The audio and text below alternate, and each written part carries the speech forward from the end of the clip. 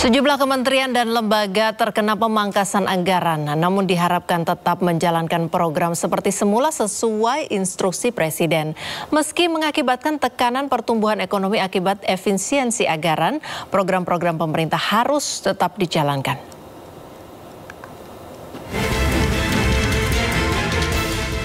Pemangkasan anggaran yang mencapai 306,7 triliun rupiah pada akhirnya merembet ke berbagai program hingga operasional kementerian lembaga.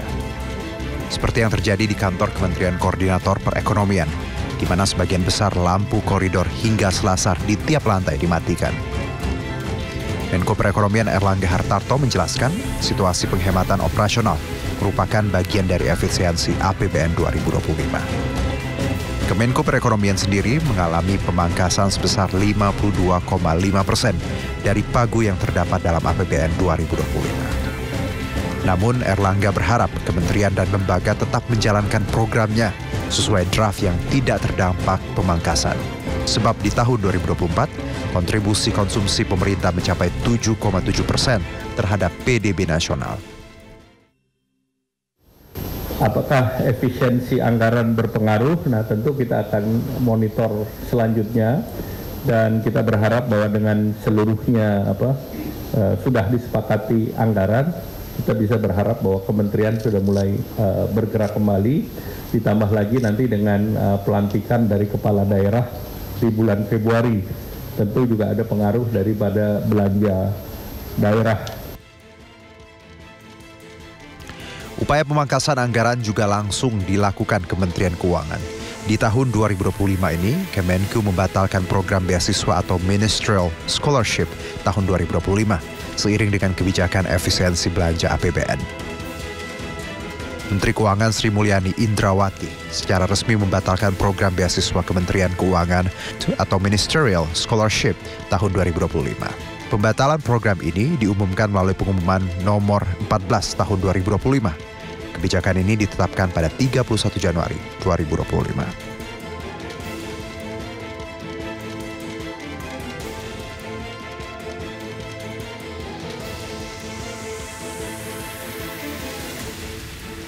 Dampak pemangkasan anggaran juga dirasakan oleh Komisi Yudisial. Komisi Yudisial menjadi salah satu yang terkena pemotongan anggaran sebanyak 54%, hingga tersisa 84,5 miliar rupiah dari pagu anggaran 184 miliar rupiah. Dampaknya adalah program KY untuk seleksi hakim agung dan pelayanan laporan masyarakat hingga peningkatan kapasitas hakim. Pemotongan anggaran hingga 54% ini membuat Komisi Yudisial kesulitan mengadakan seleksi hakim agung. Sementara itu, Kepala Sentra Makroekonomi dan Keuangan Indef, Rizal Taufikur Rahman, menilai langkah pemerintah menghemat anggaran hingga 307 triliun rupiah akan mengakibatkan konsumsi rumah tangga nasional tertekan dan berdampak pada melemahnya pertumbuhan ekonomi nasional.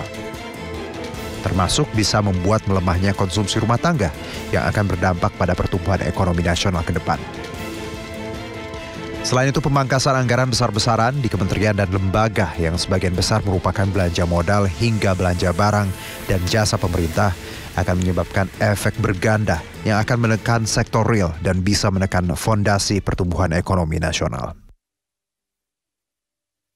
Kalau dipangkas ya tentu akan melemahkan pertumbuhan sektor real. Kemudian efek jangka panjang tentu saja juga akan menggerogoti ya daya saing ekonomi nasional, ya apalagi bicara efisiensi logistik dan juga konektivitas antar wilayah. Yang paling kita agak mengkhawatirkan adalah terhadap konsumsi domestik yang akan tergerus gitu ya. Karena kalau kita bicara pemotongan anggaran peralatan dan mesin, maka belanja pemerintah yang tadi disampaikan, ya penurunan konsumsi domestik dan permintaan barang modal juga akan turun. Sebelumnya lewat instruksi Presiden nomor 1 tahun 2025, pemerintah akan menghemat sekitar 306,7 triliun rupiah. Langkah tersebut untuk memastikan jalannya pemerintah lebih efisien dan untuk menambal kebutuhan program makan bergizi tahun ini.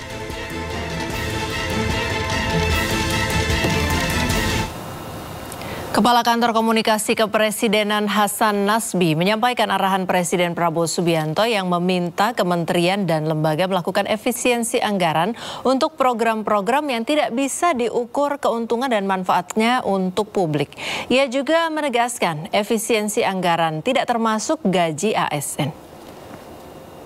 Masing kementerian itu nanti akan menyesuaikan penghematan itu dengan tugas pokok dan fungsi mereka. Jadi yang arahan Presiden itu untuk program-program yang selama ini tidak terukur, tidak bisa diukur keuntungannya, manfaatnya bagi publik itu ditiadakan. Perjalanan luar negeri dikurangi, seremonial dikurangi, perjalanan dinas dikurangi, tapi yang pelayanan publik tidak dikurangi. PSO, Public Service Obligation, tidak dikurangi. Belanja gaji pegawai tidak dikurangi. Jadi yang kayak gitu-gitu kan sudah jelas sebenarnya. Jadi yang sekarang beredar itu kan mungkin ada fear mongering ya ketakutan-ketakutan yang disebarkan oleh orang-orang yang kadang-kadang anonim. Narasumbernya siapa, orangnya siapa. Tapi yang jelas arahan dari Presiden sudah jelas bahwa pelayanan publik, ya, kemudian Public Service Obligation, belanja pegawai itu bukan bantuan sosial, itu bukan merupakan bagian yang terkena efisiensi. Ya pemirsa, berikut ini rincian pemangkasan anggaran kementerian dan lembaga yang ditetapkan Menteri Keuangan Sri Mulyani.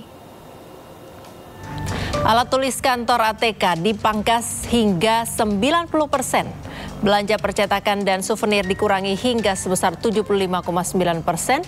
Sewa gedung kendaraan dan peralatan dipangkas hingga 73,3%. Belanja lainnya yang tidak terkait langsung dengan prioritas pembangunan dipangkas 59,1%. Anggaran untuk kegiatan seremonial dipotong 56,9%. Perjalanan dinas baik dalam maupun luar negeri dipangkas sebesar 53,9%.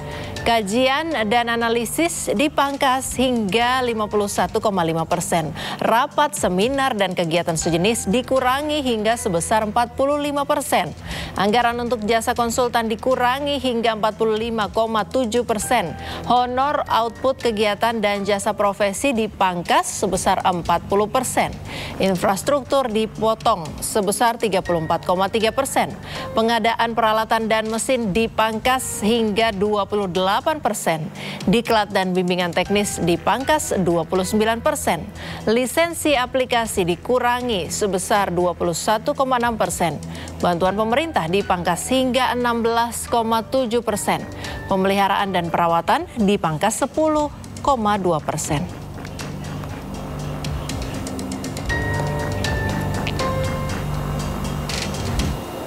Ya, nasib pembangunan Ibu Kota Nusantara seakan terkatung usai Menteri Pekerjaan Umum menyebut anggaran IKN diblokir Kementerian Keuangan.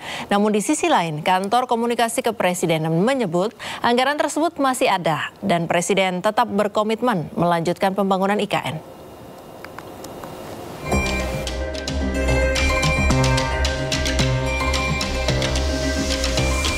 Nasib pembangunan Ibu Kota Nusantara kini tengah terkatung-katung. Kementerian Pekerjaan Umum memastikan anggaran IKN ikut menjadi korban pemangkasan APBN 2025. Dalam paparannya saat rapat kerja bersama Komisi 5 DPR RI, Menteri PU Dodi Hanggodo menyebut proyek IKN bakal terhambat. Pasalnya, hingga saat ini belum ada realisasi anggaran untuk pembangunan IKN karena pemblokiran yang dilakukan oleh Kementerian Keuangan. Meski demikian, Dodi menyatakan Kementerian PU masih menunggu pencairan anggaran dari Kementerian Keuangan dan berdiskusi lebih lanjut terkait prioritas pembangunan yang perlu didahulukan. IKN kayaknya belum ada. Nanti saya bilang, Mbak, kan anggaran kita diblokir semua. Kok saya progres gimana sih? Anggarannya nggak ada progresnya. Buat beli makan siangnya Pak Menteri, itu progresnya. PU itu kan anggarannya diblokir semua kan. Jadi harapan kami ini sudah disetujui. Setelah disetujui kan ada surat khusus tuh. Nanti kami minta buka blokir. Baru kemudian kita akan rekomposisi lagi mana yang kira-kira bisa dikutak-atik untuk kemudian bisa mensupport masyarakat luas ya. Di sisi lain, Kantor Komunikasi Kepresidenan menyebut pemblokiran anggaran bukan berarti anggaran tidak ada. Pembangunan IKN masih akan tetap dilanjutkan sesuai dengan komitmen Presiden Prabowo. Kalau diblokir itu kan bukan berarti anggarannya nggak ada kan? Anggarannya belum dibuka. Jadi anggaran IKN itu ada di otorita IKN, ada di Kementerian. Anggaran pembangunan IKN itu ada yang di Kementerian PU, ada yang di otorita IKN. Yang jelas komitmen dari Presiden kan berapa hari lalu sudah disampaikan oleh Menko Infrastruktur kan, bahwa selama 5 tahun ke depan Presiden punya komitmen untuk meneruskan pembangunan IKN dengan biaya yang sudah disebutkan. Kalau tidak salah itu 48 triliun komitmen selama 5 tahun ke depan. Dan target pemerintah kan menyelesaikan kawasan inti pusat pemerintahan, membangun gedung yudikatif dan membangun gedung legislatif. Sisanya nanti itu kan akan didorong, yang membangunnya adalah swasta gitu. Sebelumnya, anggaran Kementerian PU tahun 2025 yang semula 110,95 triliun dipangkas sebesar 81,38 triliun sehingga tersisa hanya 29,57 triliun. Akibatnya, banyak proyek infrastruktur termasuk pembangunan IKN yang mengalami kendala dalam pendanaan. Tim Liputan iNews melaporkan. Penghematan anggaran negara dilakukan untuk mendanai sejumlah program prioritas Kabinet Merah Putih. Salah satunya adalah program makan bergizi gratis atau MBG.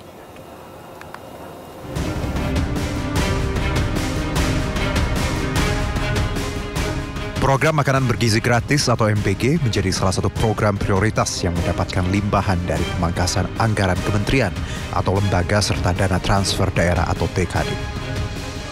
Menteri Keuangan Sri Mulyani sebelumnya juga telah mengeluarkan surat instruksi untuk pemangkasan anggaran kementerian. Lagi adjustment agar makin tajam. Berbagai penyesuaian anggaran di kementerian dan lembaga yang diinstruksikan oleh Bapak Presiden sedang berjalan. Tujuannya agar birokrasi makin efisien dan kegiatan serta penggunaan uang negara APBN betul-betul bisa langsung dinikmati masyarakat. Dalam instruksi Presiden nomor 1 tahun 2025, Presiden Prabowo menargetkan menghemat anggaran sebesar 306,69 triliun rupiah.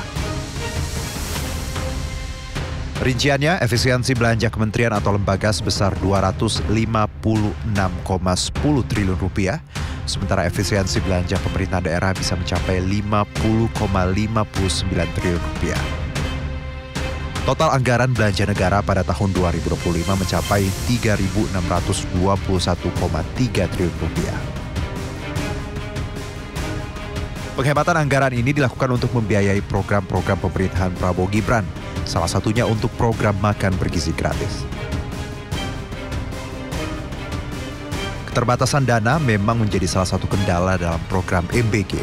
Sebelumnya Menteri Perdagangan Zulkifli Hasan mengatakan anggaran program MBG sebesar 71 triliun rupiah hanya sampai Juni 2025 dan belum mampu mencakup seluruh anak Indonesia.